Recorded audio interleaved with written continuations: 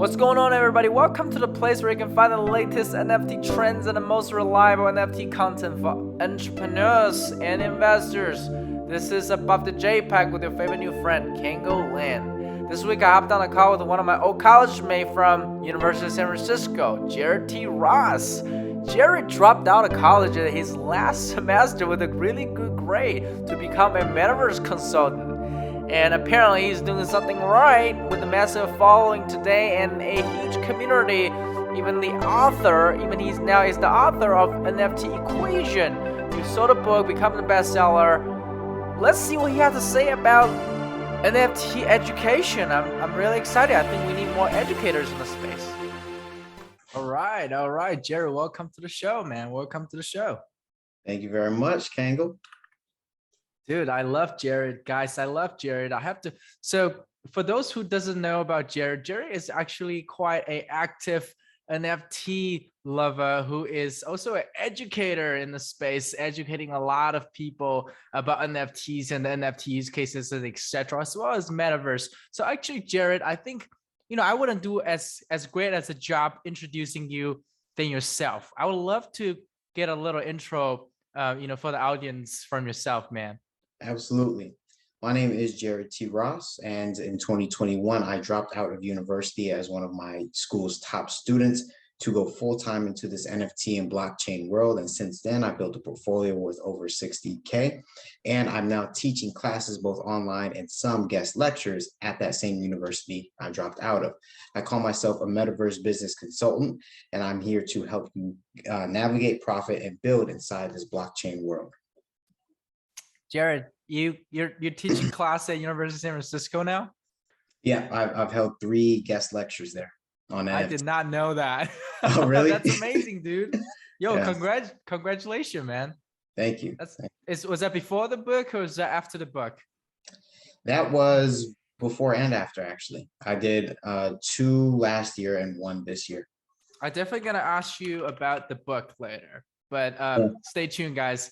Jared's also author of this book called NFT Equation, and we will talk more about that later. Oh, nice. We got this on the screen for those people who are tuning in from YouTube. But anyway, so Jared, dude, amazing, man. I know that you're super active with a lot of stuff going on in the blockchain and the NFT space. What are you currently working on right now? Like, tell us a little bit about, your current focus and, anything exciting for now? Right now, the market's pretty uninteresting because there's this big bear market, and we earned this bear market. Like, we deserve to be going through this right now because the space was so immature and high on euphoria. They were doing all of these crazy projects that were very obviously not high quality. And now we're in this period of correction, right? So it makes total sense. So right now, there's not all that much interesting stuff going on.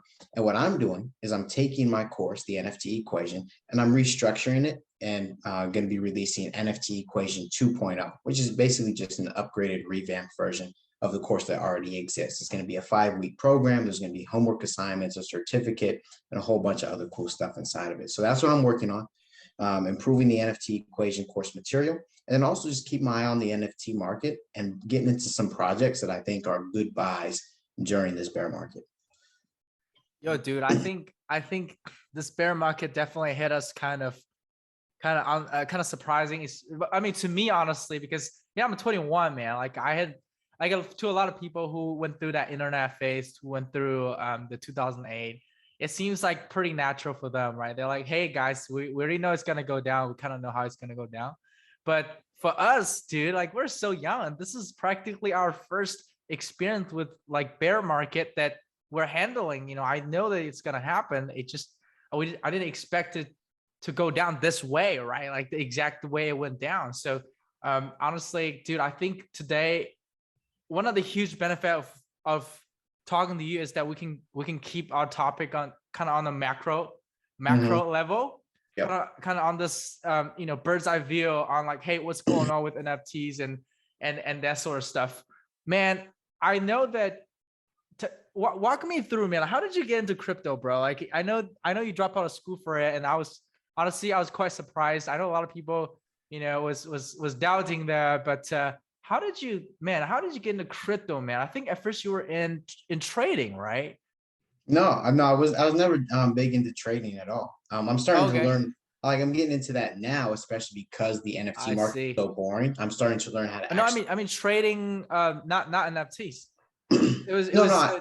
I know you're talking about like currencies and whatnot, right? Oh, I see. Okay, yeah. So I'm that's I'm not your main I'm game. saying no, I was never doing any type of trading, right? Got you, got you. But anyways, going back to how I got into crypto, that goes back to 2017. So I was in high school at the time.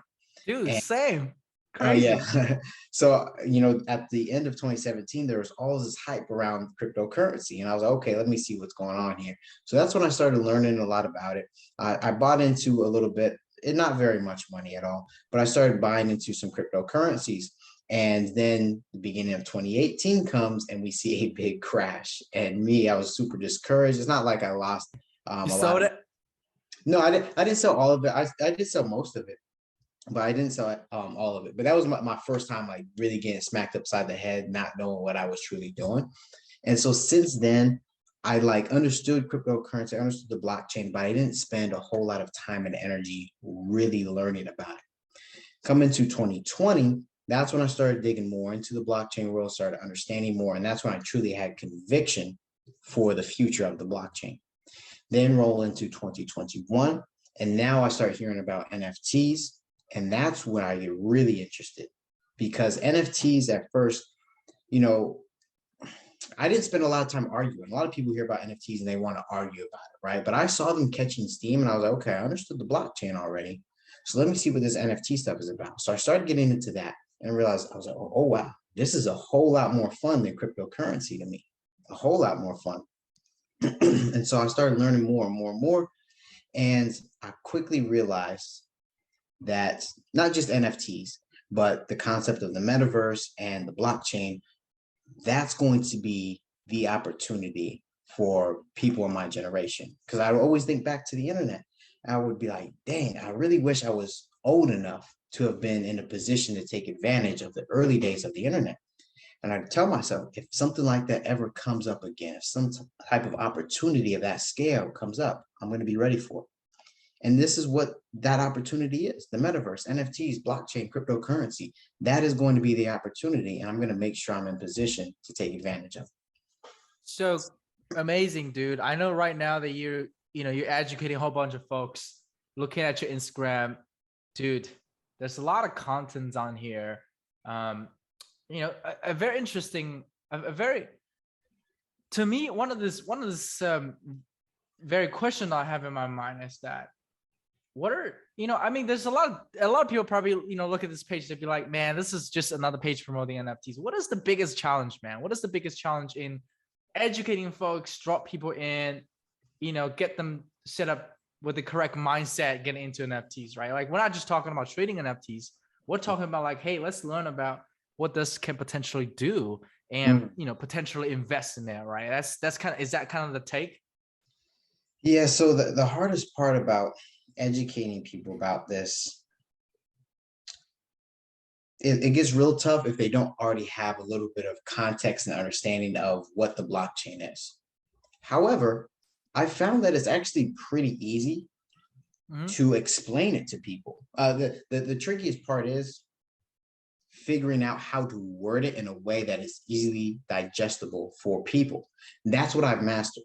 I know how to talk about the blockchain, cryptocurrency, and NFTs in a very bare bones way. I break it down to first principles, right? Because there's so many different use cases for this blockchain world. And so it gets overwhelming when you have all these people coming at it from different perspectives.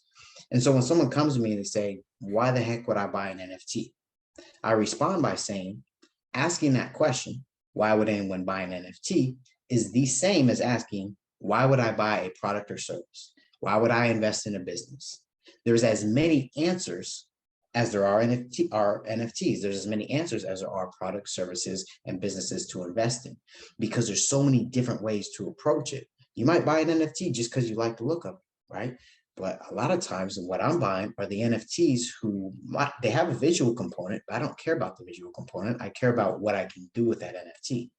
I'm in one project that gives me passive income from a cryptocurrency mining operation. I'm in another that's going to give me access to online mental health services.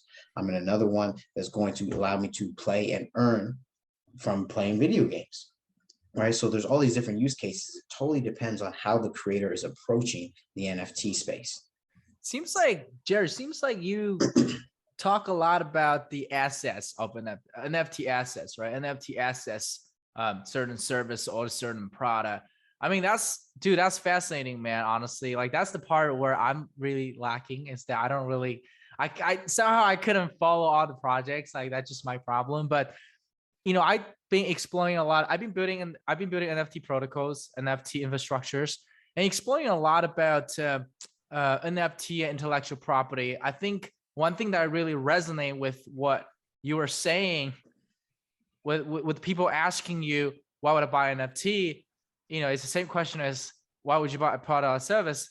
And when people ask you like, why would you, why would I need an NFT? Because I can just screenshot it. And to me, that's literally people saying, yo, why would you buy a car? Because I can just steal it, right? Yeah. Like that's the same thing. Like, because everybody has hold on. Because that word steal, when you talk about, you can't really steal an NFT by screenshotting it, right? But you can't steal the NFT you can't steal this NFT, but you can steal. So NFT is like an envelope.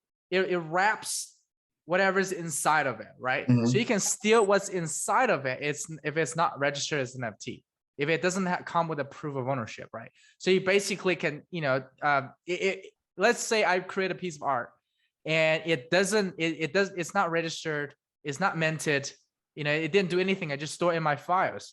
Then this piece of art is basically unprotected. Right. So if anybody who want to take this piece of art and start selling as their own, I mean, they basically that's not true at all. If I create a piece of art, I got art that I painted, right? And I got pictures of it. They're posted online. They're not NFTs. If somebody takes that, if they like right click and save it, screenshot it, and then maybe start an Etsy store and start selling of it, that's illegal. They can't do that. That's my intellectual property. Right. An NFT isn't going to necessarily protect you from that. You're already protected because you were the one who created it. You were the original creator. So when someone takes a screenshot of an NFT, fine, have it. Who cares? It has zero impact on the value of the NFT. Just like we can go to a museum and take a picture of the Mona Lisa. So what? There's still going to be people who would be willing, if it was ever on sale, to pay millions of dollars for it. But the problem is, Jared, is that not everybody's art is being recognized, right? Not everybody. Well, if you painted Mona Lisa, let's say you painted some sort of art, and let's say I did it. I'm not a very famous artist, and if some famous artist took claim of my intellectual property, I understand it is illegal, but it's also really hard to prove.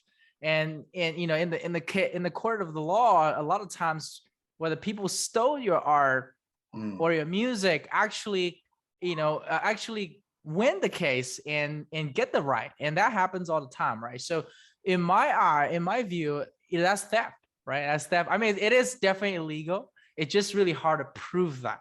And what NFT does is that it's a lot easier to register. It's a lot easier to, allow us to trace back and say, hey, whoever published it first. Because, with the copyright, with pattern, you got to submit that shit and you got to wait and you got to spend a lot of money. It's impossible for young artists to submit any work, right? But if it's NFT and in the future it gets really cheap, or actually today on a lot of chains it's already really cheap, what happened is that I can create some sort of digital assets and I can just post it, right? I not post it, but mint it into an NFT. I don't have to publish it, but it's so lightweight. It's so easy to prove nowadays. And I think that's going to dramatically change things and protect us from theft and fraudulent stuff over the internet. Right.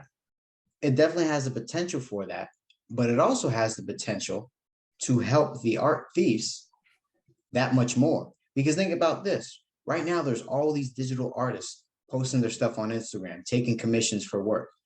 What is stopping me from going on their Instagram, downloading all their images and turning them into NFTs before they ever do? And now, if some legal issue comes up, then I can say, hey, look, it's right here on the blockchain. I minted it. That's right. That's why I think that in the future there will be user interface that allows people to be able to quickly upload their digital asset, digital IPs, and be able to convert them. I mean, today this is still quite a niche thing, right? Like a lot of people still don't understand it. But I think in the future, what we're gonna have is, at least from me as a builder's perspective, is that I think a lot of builders going to build user interface allow people to turn different sort of digital assets and digital IP into NFTs pretty fast, right? Yeah. And at that time, the users might not even know that they turn things into NFTs, that they just know that they will be able to verify it, right? Yeah. I I think think that's gonna Instagram, happen. yeah, I think Instagram is I know they're already working on NFT Yeah, integration. Maybe it's gonna be something that easy for people to like once they make a post, hey, that's gonna be an NFT now. dude, honestly, because I'm actually working with 10x is actually working with VlogMe, which is Mm, the company that acquired my previous company, and mm, they're a social media company, right? They store vlogs a lot. It's kind of like Instagram, but they put vlogs on there, and they're using our tools now. They're soon integrating our tool to turn all the posts that the user posts into NFTs. Whenever you post it, you don't even need to click says I want to turn it into NFTs. You just post it, and the user automatically owns them, right? I think that's going to be the future for a lot of them.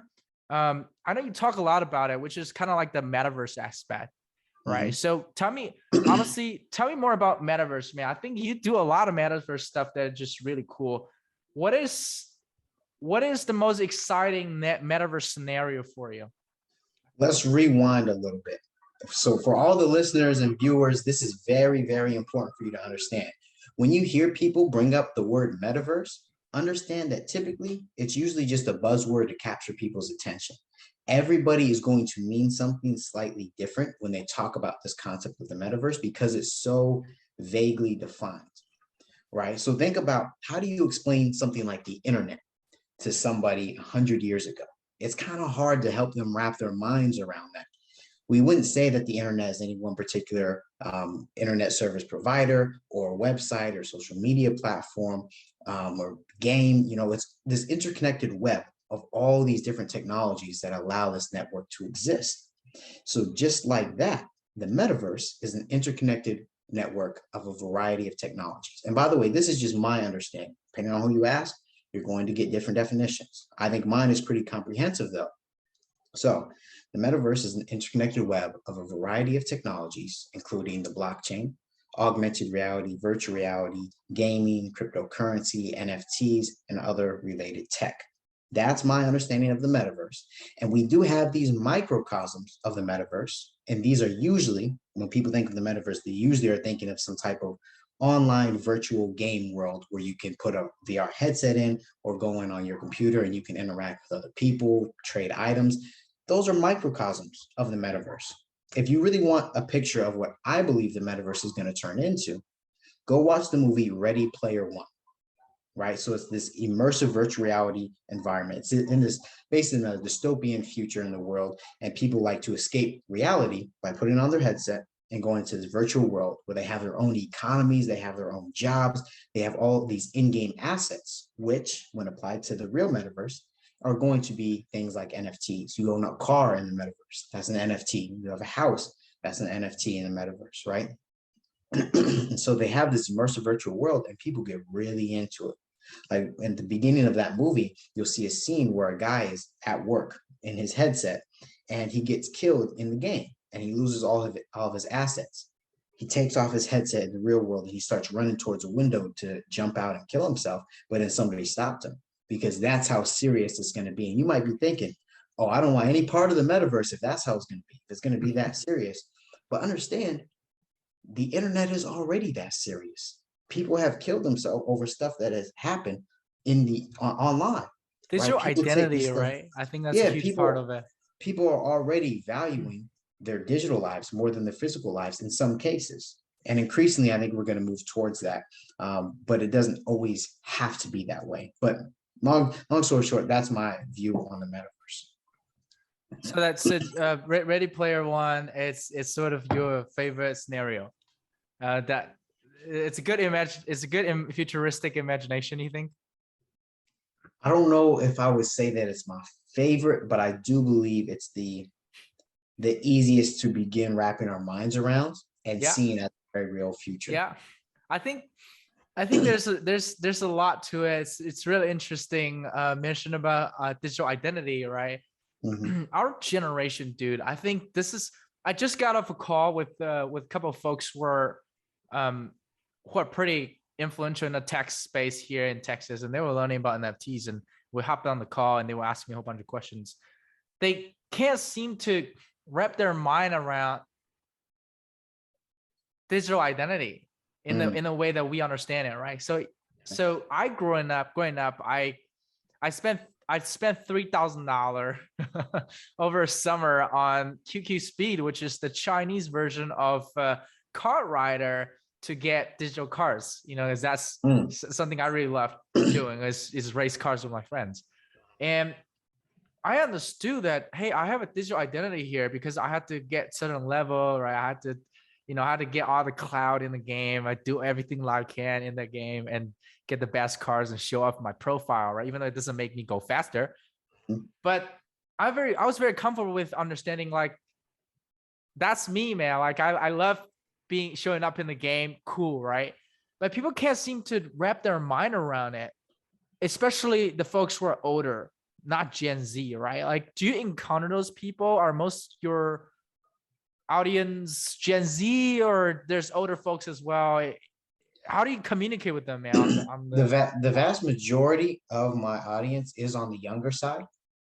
But I mean, I still have some people who are 40, going in on maybe in the 50s zone, who are interested in trying to learn from me. And if I go on like a one-on-one consultation with people and they're on the older side, all I need to do is find reference points that they understand. And that's how I connect them to the NFT space. Maybe were into trading cards when they were younger, right? So they have that reference point, and I can intertwine this concept of trading cards into this NFT world. And then from there, I can draw a string and talk about how that connects to the blockchain and so on and so on. So it's all about finding these key reference points for the person that you're talking to. But most people in my audience are already kind of receptive to that concept. dude, I love the fact that you are actually a great teacher. Thank you. Before I came back to Austin, I remember I had an event and we invited you to come to the event. Dude, that was a great presentation, honestly. Um, that led me to thinking about can you walk us through how do you get a person normally, look for you and learn about NFTs, right? Like from 0 to 1, like how do you guide them through? How do you take them through? It often starts just by Instagram. They'll come across one of my posts. Maybe someone was resharing it, or maybe they just found it organically. They find one of my posts. It piques their interest. They're like, oh, that kind of makes a little bit of sense. He explained that really well. And then they start following me. Maybe they DM me. And I also have a free 60-minute masterclass that I'm always talking about and sharing with people. So they can go into that and they get an easy breakdown to introduce them to the world of NFTs and why it's going to be relevant to them in the very near future. At that point, maybe they come and schedule a consultation with me. We sit down one-on-one. They get a free copy of my NFT equation book. And then down the line, they might end up enrolling in the course, and that's where they can really get into it. And a lot of people are just finding me organically from Amazon, where my book is listed. Yeah, and tell us about the book, bro. Now I'm Yes. curious. The NFT equation, you're not going to be able to see it because I read this book. I actually bought it when you first published it. Thank you. So the NFT equation book, it was created after I created my course, and it captures most of what the course has, but there's some stuff that's only in the course and some stuff that's only in the book, and they're usually complementary. So anyways, the book, it's a very easy to understand guide from A through Z on this NFT space. It'll walk you through, literally hold your hand through the process of getting into the NFT space. not only explaining the foundations, but walking you through the process of getting cryptocurrency to buy NFTs, how to find and analyze projects that are going to be worthwhile holding on to, all these different use cases, how to integrate your own line of business into the NFT space, safety and security aspects, the whole nine. And this is something that I am very, very proud of. And I'm hoping to get it into some school curriculums. How are you gonna do that? Any progress on that? There's Any ideas some to share? opportunity. There's some opportunity. I might put together like a weekend crash course, and have that be held at a nearby university or some other school. Yo, And dude, I can and help you then with that. uh-huh, that'd be awesome. We have this crash course, and then if that goes well, if students are receptive to it, if the professor likes it, perhaps that can be integrated into a part of the curriculum, in which case the book would be able to be listed inside the school bookstore. Yeah, dude, that'll be cool, because I was just talking to Professor Shivani, which was a professor at University of San Francisco School of Management, the data and analytic major, and I think she teaches a cornerstone course or something. And you know, they were really interested in what we were doing at 10exit, and they're thinking about considering to use us as one of the cases at their data analytic class to have their student analyze data and help us as a company to figure out some answers.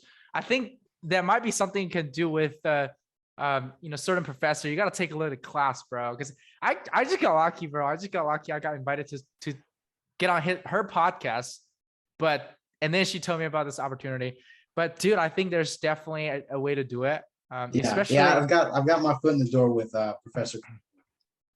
With who? Sorry. Professor Cromwell, who teaches. Oh, I see. Yeah, dude, that's cool, man. That's cool, bro. Dude, honestly, that would be so cool if we can start bringing this type of forward from like cutting edge stuff to University of San Francisco, right? I mean, I talk a lot of shit about University of San Francisco. That's a public fact, and I'm not ashamed about it. But you know, I think I do not, man. I love that school. Dude, I hate that. I hate San Francisco, bro. But anyway, agree to disagree, right? San Francisco food is great, but I do not enjoy having to take off my shoe every time I get home, because there's literally poops on my shoe, and I definitely hated that, right? But anyway, dude, there's definitely a way to do it. I'm gonna be so excited for you to have an NFT equation in school campuses, right? And University of San Francisco definitely need this, bro. Yeah. So Amazon bestseller. All right, tell us more about that. Yeah, so let me give this disclaimer.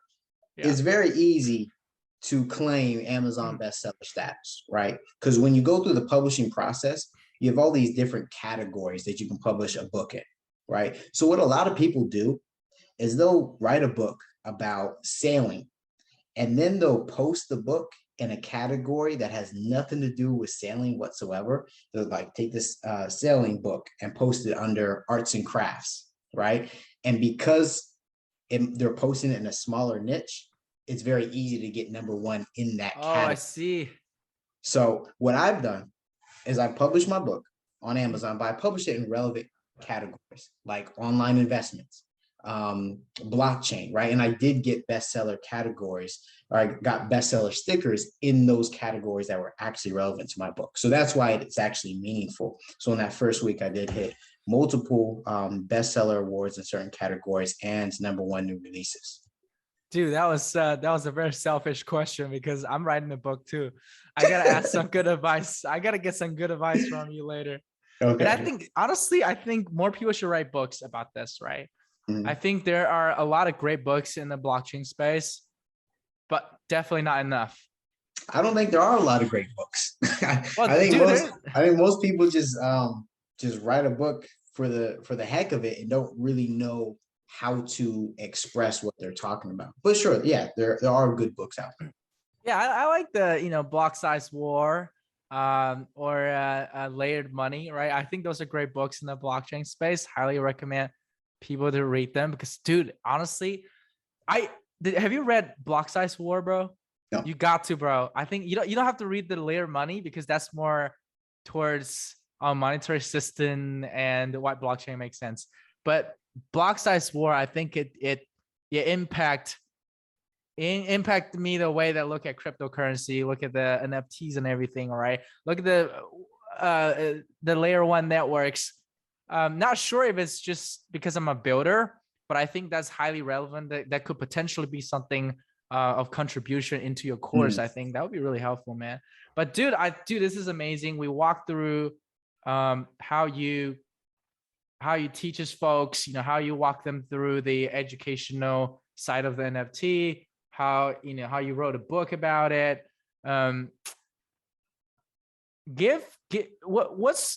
So I'm a builder, and I think a lot of people who are listening to this podcast is going to be builder and investors. What do you think, as an educator, from your perspective, what can us builders do to make online ownership, NFTs related stuff better?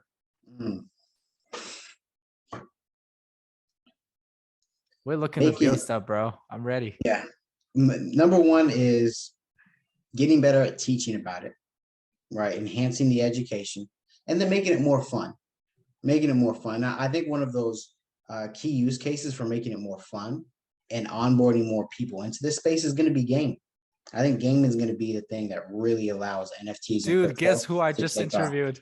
Who? It's not out yet, but I interviewed Aggie from Sprinterland.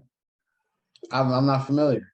Yeah, it's a pretty big game, and they have I think they have 3 million on-chain transactions. Wow. Compared to Ethereum, because they're not on Ethereum, because on Ethereum it wouldn't be enough to accommodate them, because Ethereum only have 1 million on-chain transactions a day, I believe. But anyway, they're pretty big, man. They're pretty decent. Last time I checked, I think they have 500,000 people playing the game. So, and it's mostly in APAC region. But dude, this is pretty amazing, man. I think there's a lot of good games coming up. But anyway, back to your point. Yes. Games. Yeah, I think games are going to be that thing that really makes cryptos and NFTs more fun and ties in these digital identities more so. Because people are already kind of familiar with digital identities in the sense of gaming, but now you can actually own that digital identity as an NFT, right? So that's what I think is going to be a big difference maker. And there's a lot of play to earn games or games that are integrated into the blockchain now. The issue is most of them just aren't fun. They just exist and they're just kind of. Dude, call them out. I'm not gonna call. I'll call one project out that I'm really excited about. That actually is fun. They're taking the concept of Call of Duty Zombies. So think of zombies, that gameplay, and they're tying it in to this NFT and blockchain world. So not only can you play to earn, but you can also rent out your weapons to other players so that they can be using your weapons as well. So the game is called Undead Blocks. And I do have some NFTs from them, but yeah, I'm really excited about that. I've already played the beta a couple times. So it's like a shooting game? It's first person shooting game like zombies. So how do you make money? You make money by clearing waves of zombies and by winning competitions. So it's kind of like the concept of proof of victory. Proof of victory is basically if you win the game, right? Like you get money. Kind of like proof of work, but proof of victory. If you beat rounds, right? You don't have to win like the whole game or nothing to earn, but just by playing, it's instead of play to earn, it's supposed to be play and earn. Where when you play to earn, you're literally playing the game just to earn, which doesn't always mean that it's going to be fun. But when you play and earn, you happen to be playing a game that you just enjoy and you're earning while you're doing it. So it's play and earn. Yeah. So in this case, play and earn. Yeah, that's right. Proof of victory can be fun, man. I didn't mean the proof of victory is not gonna be fun, right? But dude, what's the game name again? I'm trying to search it up right now. Undead Blocks. Undead Blocks. Interesting, because I am trying to get into it. What's the barrier, man? Like how much money do I need to get into this game right now? It's cheap, and actually you can play for free. Yeah, I can play for free. Yeah, you'll be able to play for free because the only way that you can play is you have to own a weapon pack or you can rent a weapon pack. And these are NFTs. You can rent one for free though. You rent one Oh, for I yeah, see. yeah, you rent for free and then you just split any money that you make with the actual owner. Oh, I see. That's interesting. And you're already making money in the beta?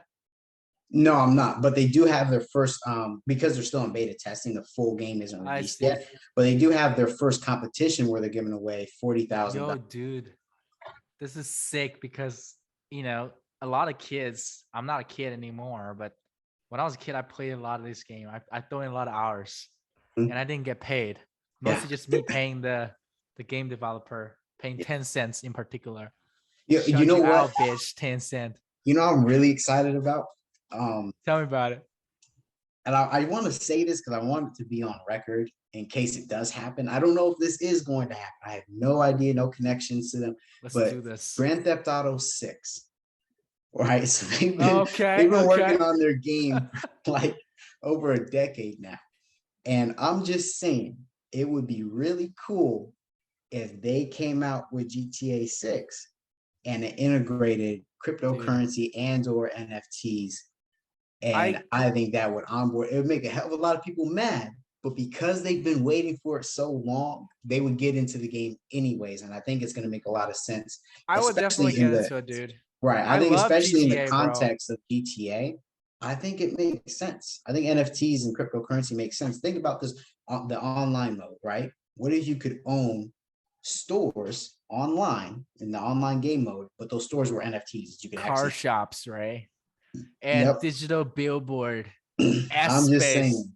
I think Cause that I would be really, really cool. I think it's possible. And I know the founders, the people behind the game, I know that they do understand and like NFT Well, tech. you know the founders of GTA? No, I don't know them, but I'm saying I know that they Oh, like I was NFTs. like, dude, you gotta give me a you gotta give me a No. referral, dude. No, I know that they like NFTs, but I think it is a little bit far fetched to say that they will, at least in GTA 6. But I also wouldn't be surprised. I'd be super excited. I'd be happy Yeah, about I'll it. be I think it excited. would make sense. But It, we'll it see what takes happens. time, right? I mean, AAA games, right? I mean, AAA games like Hollywood movies. It's a big operation. Yes. But you know, I would be really happy if they turned GTA into at least as some sort of component in it, right? I think this is this is what I did not like a lot of Web3 game about is that you know you have to have a lot of money to play it, Mm. and you know the starting point. You know you don't want to get people to have to feel like, hey, I don't have any money, so I can't play this game. Instead, it should be like, you know what? Maybe you should try this game, and this really cool thing that you want to do or you want to own. And if you want to own it, then you can get something else, right? I think that's really going to be a big aspect of play and earn, because that means your game is probably fun enough to play, and you also make money, right? I think that's a big problem for me. I don't know if it's just because I'm pretty ignorant in that space. Mm. No, I agree with you that there certain games do have big barriers to entry, which is one of the reasons I like the approach that Undead Blocks is taking. You got to own a weapon pack, an NFT from them to play the game. But if you don't, you can rent one for free and then you just split any profits that you make. So it is free play. So, Jared, I got a really interesting question here. Is that as I'm talking to more people, I used to talk a lot of shit about PFP project, right? I talk a lot of shit about it. I still do sometimes, but anyway, I talk I talked to some artists. They're gonna be out on the show pretty soon. One of the girl is her name is Quesadilla on Twitter. My God, she's such a brilliant young artist, also entrepreneur, building NFT projects. I used to talk so much shit about these projects, but then I realized, oh, I got something wrong, which is the audience that they're serving. She told me that, along with a lot of other people building Web3 projects, that she is serving a different niche. She is serving a different group of people, which are more native, Web3 native. Those people don't want what the mass wants. Those people want cool tech, which is blockchain integrated stuff, right? Blockchain integrated art, blockchain integrated DApp, all that stuff. So are you turning people into Web3 native, or are you seeing that's how we are going to achieve massive adoption, or are you thinking that the builders would have to eventually build out stuff that are more user-friendly, more Web2-ish for massive adoption to happen? If that makes sense, does that make sense? No, I think it makes sense. I think we need more Web 2, Web 3 onboard ramps to get to mass adoption. I think there needs to be an easier transition from Web 2 to Web 3. And I think that's already what's happening. Instagram is going to be coming out with their own NFT integration, right? I'm sure Facebook is going to have one as well. I'm sure all these different platforms are going to start integrating that. And it's just going to become a part of people's usual lives, just like social media has. I think it's just going to slowly but surely be integrated. Like phones, right? Or let's think computers. Back in the day, it was real clunky, right? Real hard to operate with, wasn't really practical. But as time gets on, it gets more user-friendly, and therefore a lot more people are going to get on board. And I think that's what we need. We need less jargon, which is why I try to explain things in plain English for people to easily understand stuff. And we're going to have more Web 2, Web 3-ish, more mixing of the two to allow people to get into this space more easily. All right, dude. I know you're busy. I know we're towards the end of this. Great knowledge that you've been dropping today. Couple quick fire questions in the end. Number one, what is your crypto Web3 learning resource? What is the best resource that you got out here? Dark secret. Are you asking what do I recommend for the audience, or are you asking me personally? Oh, you personally. Twitter. Okay. Who do you follow on Twitter? Twitter and YouTube. Like that's really. Who are some good names to follow? Jared T. Ross. Okay, love that. Alex Becker, Journey Crypto, Elio Trades. Man, I got a whole bunch of them, but y'all can really just look me up and then go through my following list and find a whole bunch of gems. Love it. What is one thing that you learned from working with NFTs that you wish you knew earlier before you started?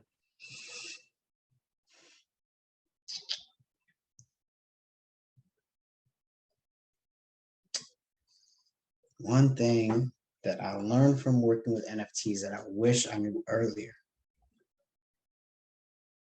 The market is going to crash. That would have been a good one to know. I would have, I just wish I had conviction in the blockchain earlier. That's what I would really want. Just to realize how big and how meaningful the blockchain is going to be in the future. I wish I understood that back in high school. What is one thing that you really wanted to turn in NFTs? Something I want to turn into NFTs? Yes, just one thing. Like one thing. Let's see. I want to turn. And it's gonna make your life so much easier. Well, that doesn't have to, but make you feel cool or something. Maybe I can leave with an example, right? I want to turn my plan into an NFT. You want to turn your what? Turn my plan, turn my money tree. Hold on. I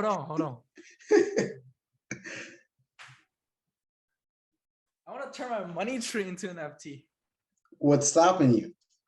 Dude, of course I can. I'm just thinking, I think more people should turn this into NFTs because think about it, right? Like I have this idea, which is like just an idea.